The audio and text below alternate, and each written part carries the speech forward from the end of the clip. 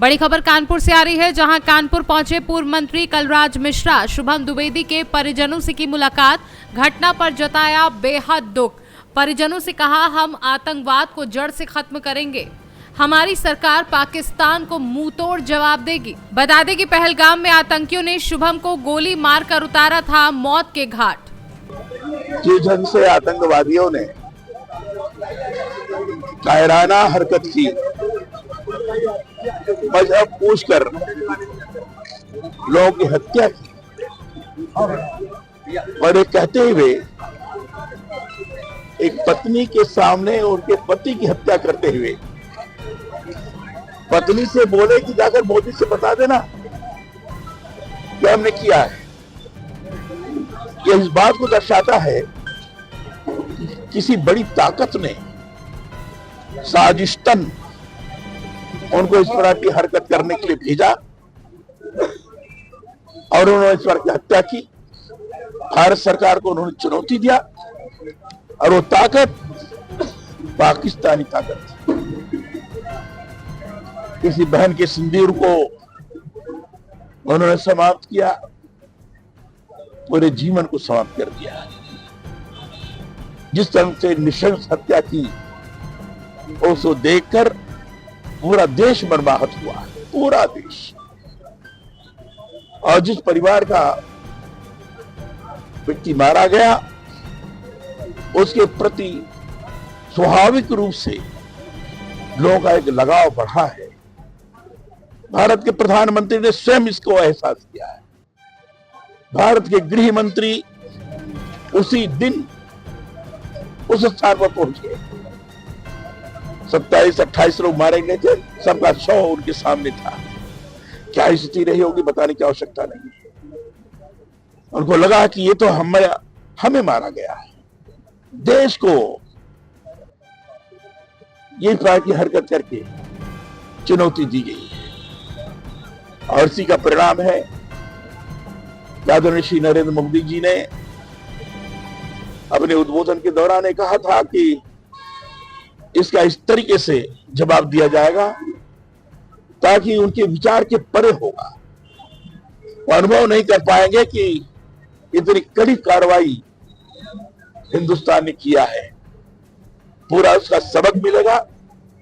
और मैं समझता हूं कि जवाब मिलना पाकिस्तान को ही केवल आवश्यक नहीं है, उन सारे लोगों को जवाब दिया जाएगा जो आतंकवादियों को प्रशिक्षित कर रहे हैं, उनको संरक्षण प्रदान कर रहे हैं, निर्दोष लोगों की हत्या करके चुनौती देने की साजिश कर रहे हैं। और ये हरकत बड़ी दुखद रही है। अभी जो मेरी वार्ता हुई है, बेटी से बात हो रही थी, बहू से बात हो रही थी, उसने कहा कि हमारे सामने ये सारी चीज की गई। उन्होंने कहा चिल्ला चिल्ला कर बोल रहे थे कि हम मार रहे हैं, जाकर अपने सरकार को बता देना कि हम मार रहे हैं। ये इस तरह की बात बोलना ये दुखद है। स्वयं आपने देखा होगा कि रक्षा मंत्री पाकिस्तान ने ये कहा है कि हम आतंकवादियों को प्रशिक्षण देते रहे, आतंकवादियों को वित्त पोषण करते रहे, और यह कह करके इस बात को स्वीकार किया है कि जो भी घटना घटित हुई है ये पाकिस्तान के द्वारा कराई गई। और इसलिए भी कराई गई कि 370 धारा समाप्त हो जाने के बाद कश्मीर के अंदर शांति स्थापित हुई थी, विकास की गति तेज चल रही थी, पर्यटकों की संख्या बढ़ती जा रही थी। ये पाकिस्तान को गवारा नहीं था और ये पाकिस्तान ने हरकत की है, निश्चित रूप से उसका जवाब दिया जाएगा। अभी मुझे बताया गया, परिवार की तरफ से भी, बहू की तरफ से भी बताया गया कि इनको शहीद का दर्जा देना चाहिए। सभी जितने भी मारे गए हैं ऐसे सबको शहीद का दर्जा दिया जाना चाहिए। शहीद के लिए कुछ मापदंड होते हैं, मैं निश्चित रूप से इस बात को अपने नेतृत्व के पास पहुंचाऊंगा। मैं प्रयास करूंगा, मैं प्रधानमंत्री जी को भी इस बात को पहुंचाऊं कि इस बात की मांग है, क्योंकि निर्दोष लोग गए थे, कश्मीर के बढ़ोतरी के लिए गए थे।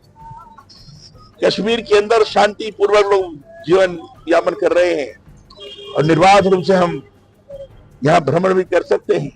यह संदेश देने के लिए गए, भारत की खुशहाली का संदेश देने के लिए पर्यटक के रूप में वहां लोग गए हुए और उनकी इस तरीके से हत्या कर दी गई।